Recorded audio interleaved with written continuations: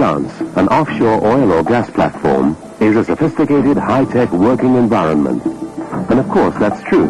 The whole business depends on advanced technology. But on the other hand, no matter what your job is out here, whether an OIM, engineer, mechanic, driller, chef, or steward, you're going to be involved in manual handling.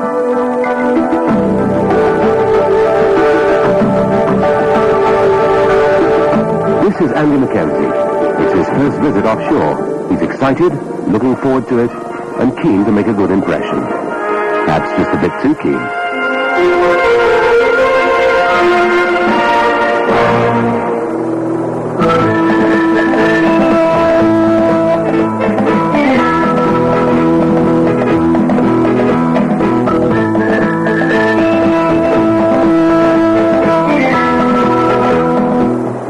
He's not going to score any points by thinking that he's helping by carrying as many bags as he possibly can, by overloading himself. On a rough, uneven surface, he's going to stumble and probably end up hurt. And here, on a helideck, the consequences could be very serious if loose bits of baggage started flying about.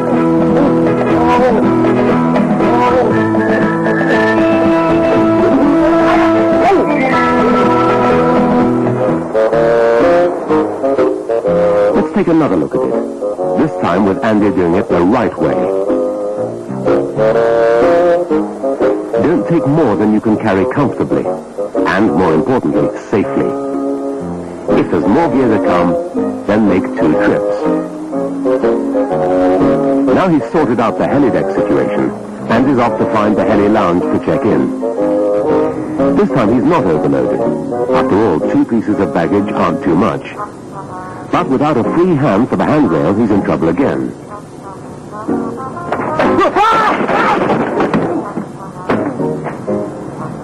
He carries on at this rate.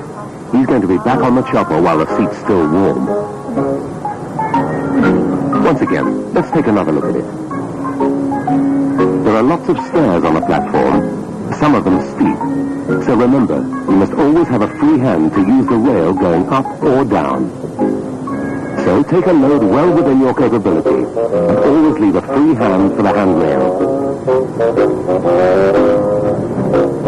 More than a third of all injuries in the mechanical engineering and construction industries are caused by manual handling. And of course, apart from the individual pain and suffering, this represents an enormous amount of lost time and money. Thankfully, there aren't many fatal accidents where manual handling is involved, but there are enough serious injuries, broken arms and legs, for example. But of course, the most common types of injury in this kind of work are sprains and strains, especially to the back, perhaps the most vulnerable part of the body. The commonest cause of a strained back is lifting something with the wrong posture. Doing it the way Andy is doing it here, the wrong way, with straight legs and a bent back, is absolutely guaranteed to end in injury sooner or later. In Andy's case, sooner than he expected. There's nothing trivial about a strained back. It's very painful and affects every other movement you make. And it also makes you very bad-tempered. So much is said about how to lift things properly that you might wonder how on earth anybody does it wrong. But they do, time and time again. And yet it's so easy to do it properly. Your legs are just about the most powerful sets of muscles that you have, so make use of them. Keep your back straight, get your feet slightly apart in line with your hips, chin tucked in, elbows close to your body, and away you go, getting your feet into position for balance as you take the load. Getting something to waist height is relatively easy. If it has to go higher, if you have to lift something through a large vertical distance, then don't try to be a hero, get some help.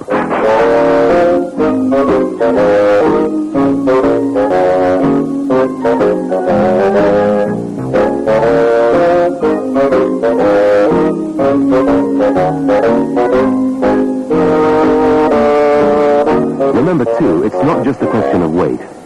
Once you've picked something up, what are you going to do with it? A load that you're comfortable with, held close to your body, becomes relatively much heavier if you have to hold it away from you, or have to reach out with it to put it down, as Andy is about to discover.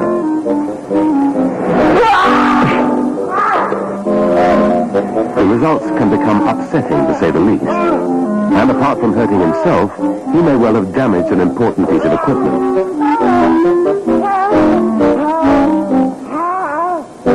Think it through. To avoid overreaching, you may have to change your position to lift and land a load. By turning with the load like this, Andy gets it right for once. But remember, twisting puts an extra strain on the back. So you should be thinking of a maximum lift about 20% less than you would normally lift if you have to do it. There are many jobs offshore where you spend time pushing and pulling things about. Andy has found his way to the drill floor, where there's always a lot of manual handling going on, and plenty of opportunities to do things wrongly, especially when pushing and pulling. A very common fault is to lean back while pulling hard on drill tongs or other similar pieces of equipment. In fact, this puts a surprisingly large strain on the vulnerable lower back muscles. And when you see something like this, it's not surprising that back strains are top of the accident rating. It's much better to keep your back straight, letting your arm, shoulder, and stomach muscles do the work, and keeping the strain off your back. If you do really hurt your back, it's no fun at all.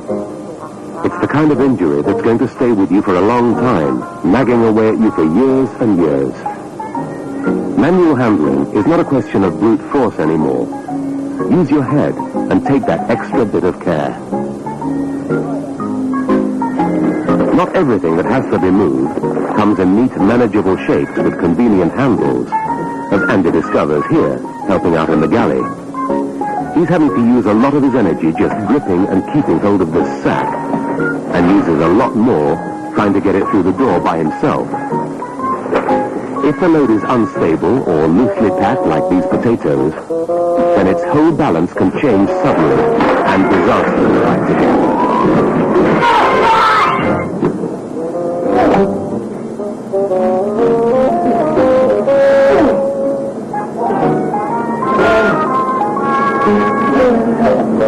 Doing things the right way is so easy.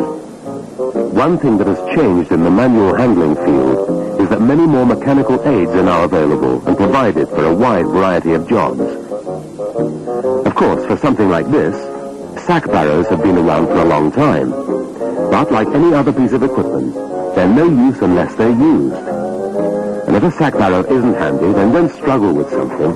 Get someone to help. Handling things safely is not always a question of weight. Some loads are classified as intrinsically harmful. They might be containers of hazardous chemicals, for example. In this case, the problem is simply because it's very hot. This might seem an oversimplified, almost trivial example, but it's a fact that every year hundreds of people are regularly scalded, burned, or worse in this kind of environment.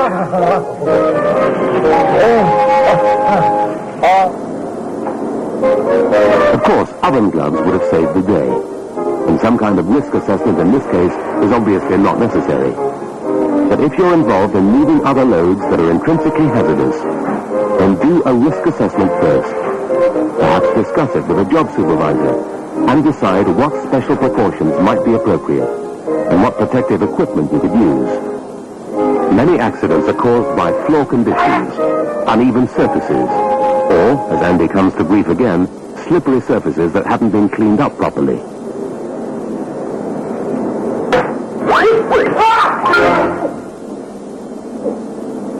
There's no doubt that good housekeeping, keeping a workplace neat and tidy, cleaning up as you go, is a major contribution to safety.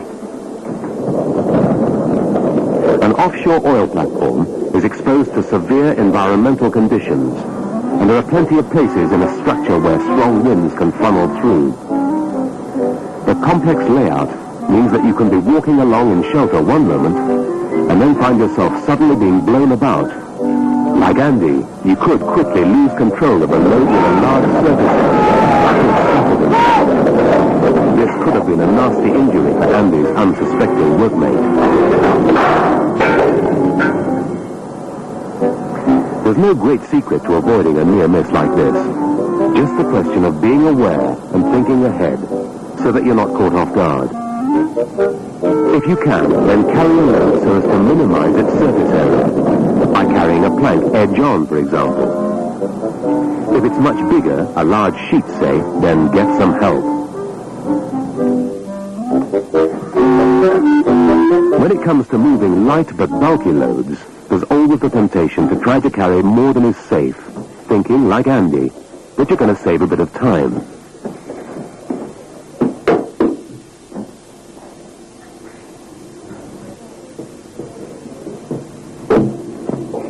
Any situation where you can't see properly, where you don't know where your feet are going, is a dangerous situation. If you're going to damage whatever it is you're trying to move, you could well finish up getting hurt with another visit to the medic on the cards. And you're not going to save any time. The right way is obvious, isn't it? Anything you carry should be small enough for you to be able to see over, or at least light enough for you to twist around to see where you're going without straining your back when you twist. If there are several things to shift, then take the time to do several trips. It'll be quicker in the long run and safer. And if you're going up or down a stair, remember, always have one hand on the rail.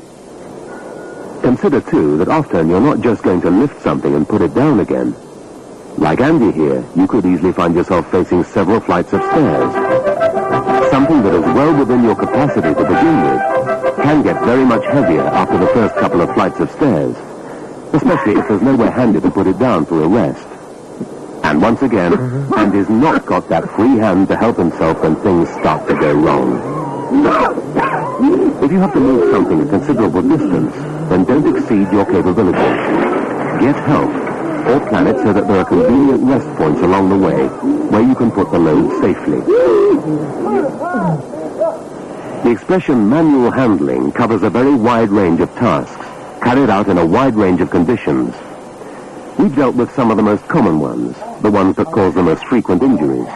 And Andy's certainly picked up more than his fair share of these. But don't forget some of the other, perhaps less obvious causes of injury. Repetitive handling, doing the same movement over and over again, perhaps as part of a process with no chance to take a break. Working in severe environmental conditions when it's very hot, or more likely in the North Sea when you're cold and wet. Your own state of health may come into it. You won't be able to lift as much if you're feeling a bit under the weather. Perhaps not enough to stop work, but just enough to make you a little bit more vulnerable. It's all common sense, really, isn't it? Let's just look again. Not using the handrail. Overreaching.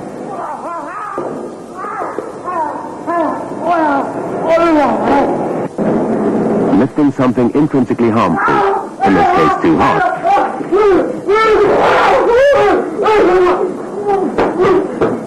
Not being able to see where you're going. Just remember, any one of these incidents could have been serious enough to qualify as a lost time accident, affecting everyone's pocket. For you, when you could be laid off for weeks, the mortgage, the electricity, the gas, all the other bills are still going to be coming in. In 1992, the government introduced the new Manual Handling Operations Regulations in an attempt to reduce the unacceptably high level of injuries. And the HSE have produced a guidance document, perhaps the most important part of which is the risk assessment checklist, which highlights the areas to be considered in every job. A lot of effort has gone into making manual handling safe, so take advantage of it. There's training available, information and equipment for you to use, so that you don't become another accident statistic. Andy's first experience of working offshore hasn't turned out quite the way he expected. There's not quite the same confident smile and the sense of anticipation and excitement that he had when he first stepped onto the helideck. He hasn't made too many friends either, so no one's sorry to see him go. Remember, whatever you're doing out here, there'll be manual handling. That means potential injury. Take care.